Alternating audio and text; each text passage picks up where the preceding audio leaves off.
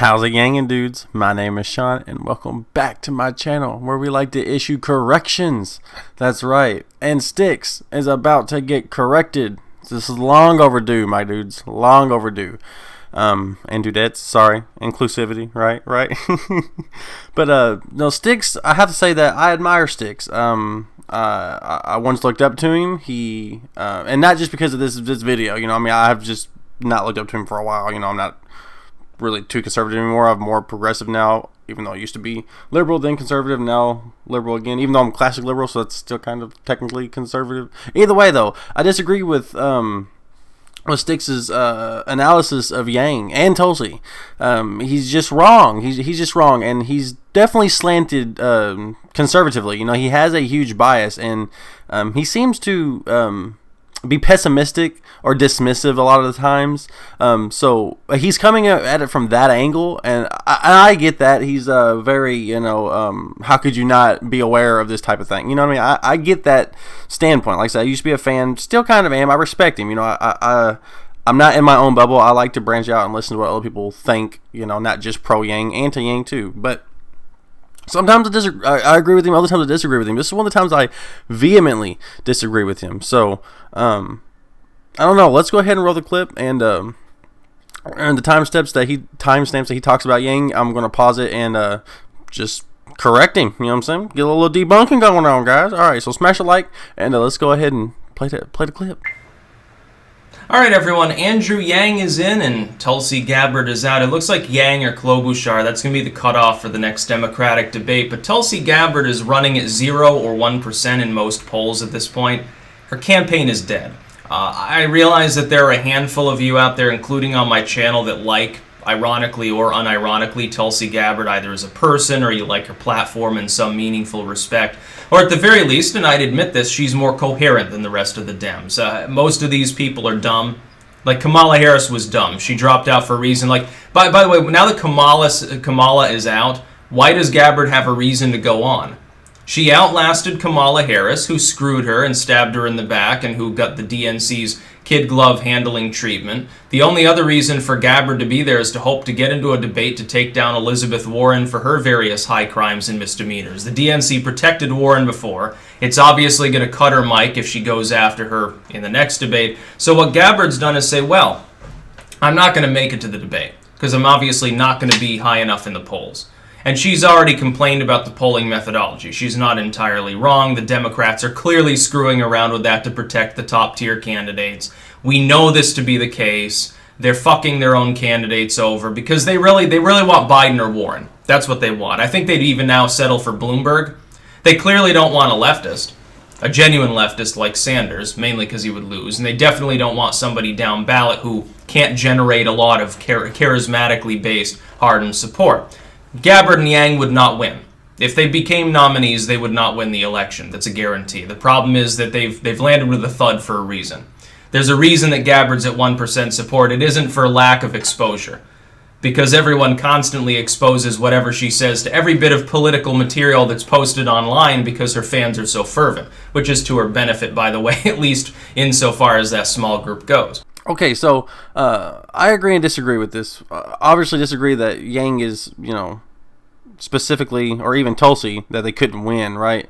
I disagree with that. But I do agree that it's, you know, probably over for Tulsi, and the real reason for her to be in the debate is to go after Warren, which nobody else seems to do. But first off, if Yang would be a little bit more tougher, and obviously Yang and Tulsi wouldn't have such a slant. That's actually, you know, using a nice term by the DNC and the media. They wouldn't really be, you know, they would kind of actually be destroying the field right now. They have seen a blackout or smears that's been unprecedented, to the point of the DNC cheating Bernie. You know, it's unprecedented the way that they have been completely misappropriated in the media. It's true, you know. There's really no way around that. So I really think that, you know, I want to get too much into DNC and the corruption going on with that, and because he's aware of this and he's going to get to that in a minute. So let's go ahead and just continue on. So she has preemptively said, I won't show up even if I qualify, because she knows she won't qualify. This is a win-win. This is a win-win because she knows she's going to be sidelined. The DNC's not going to let her debate. So it makes her look strong. Strength out of weakness. She's a weak candidate. She's polling at less than 1% in the aggregate. She won't get invited to the debate. There's a 99% chance of that because the DNC's fucking around with the polls too.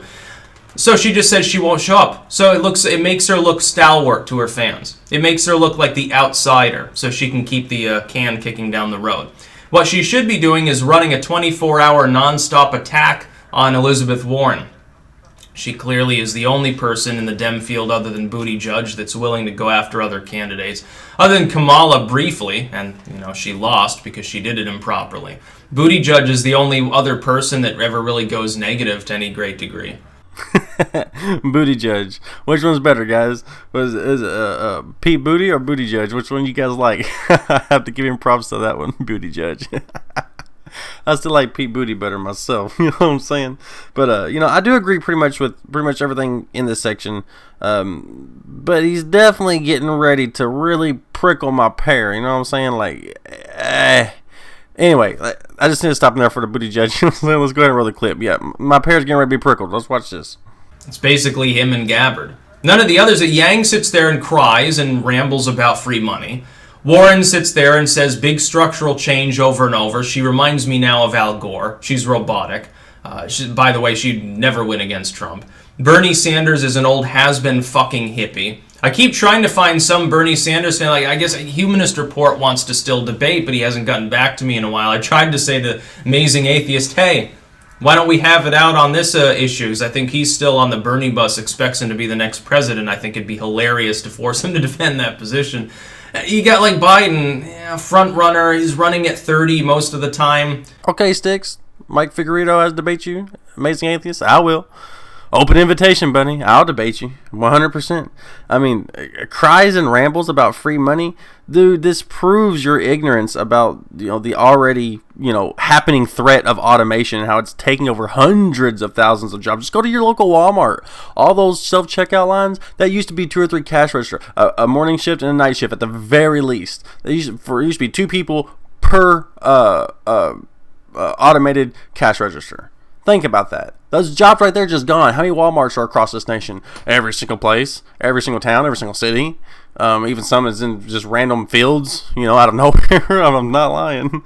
So it just shows your ignorance on that. And it's not really free money. Everybody pays into it. And it's really no different than Social Security, which I would assume that you would be or not against. I mean, right? I mean, why would you be against Social Security? But it just has no red tape. That's the only difference between. It's almost exactly like Social Security, except you're getting your entire life for being as a dividend for being a citizen of this country, of which we constantly get millions of dollars raped from our local main streets, and none of that money gets put back into the communities. And you're just okay with that because capitalism. There's got to be a capitalism where poverty isn't the middle road. Capitalism where income doesn't start at zero. It's really as simple as that. It's no different than Social Security, which I would imagine you'd be pro. Maybe I'm wrong, but no, it's no different than the Alaska dividend, where that's it was passed by a Republican governor in a conservative state that's all red, and it's working out for them pretty well. I mean. So I don't know, dude. Maybe you're pro big government, but UBI would actually cut the red tape and make it smaller government. So that's a conservative principle. It really is. I mean, you obviously have not researched UBI. I mean, you just haven't. But yeah, I'll debate you. I mean, I'm not a good debater, so I might actually, I can't. A lot of times I have to research what I'm thinking. It's hard to quick think on my feet with good comebacks, you know what I mean? So I'm not really that great of a debater, but I'm definitely not a coward. I'm not scared. I'm not Mike Figueredo. You know what I'm saying? Like, come on. Come at me, bro. Come at me. All I'm saying is we got the math, son. All right, we got the math. I'll debate you. Anyway, the next part is all about other candidates, so let's just skip to where he talks about Yang again. Well, Tulsi Gabbard, poor little Tulsi, she's been so poorly treated. No, the thing is the DNC can screw you over insofar as the debates and polls, but the fact is your polling's been low anyway. It's just like with Andrew Yang. People complain about his microphone. People complain about him being mistreated by the legacy media. Dude, Bernie bros do this. The Maverick and branded as Maverick candidates keep complaining about how they're being mistreated. Many of their complaints are bullshit. Because there are people up ballot that make the same... Elizabeth Warren complains about Zuckerberg mistreating her. Joe Biden complains about people talking about Hunter Biden too much and how this is mistreating him. All it is a fucking pity party from these losers all the time because they're all losers. Dude, I just completely disagree. I mean, you have to complain. You have to bring it to the people's attention. To be complicit in the system means you're just part of the problem that Yang is calling out. I mean, and to compare Biden and Warren, their belly aching to Yang and Tulsi, or even Bernie, is just disingenuous because they are establishment candidates who are crying about the media who hasn't given them perfect protection. They let a couple questions, slip through. That is so much different to the blatant Russiagate smears against Tulsi, or the obvious blackout against Yang, where he's been left out on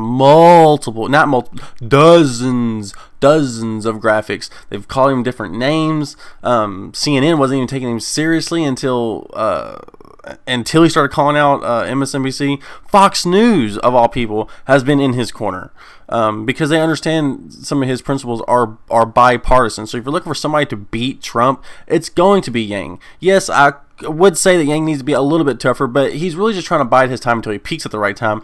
Then when he lays his attacks in, they're going to be hard, they're going to be sharp, because Tulsi's not there no more, so all eyes are going to be on him. So, look, I know you're coming at this from a conservative principle, man, but to call what Yang is doing, to call it a pity party, it's not a pity party to expose corruption. But it is a pity to be complicit in this rigged system, Styx, and that's what you are. That's what you're doing, man. So you don't have to agree with Yang or anything like that, but to just wave a hand and be complicit in this rigged system, that means you're part of the problem.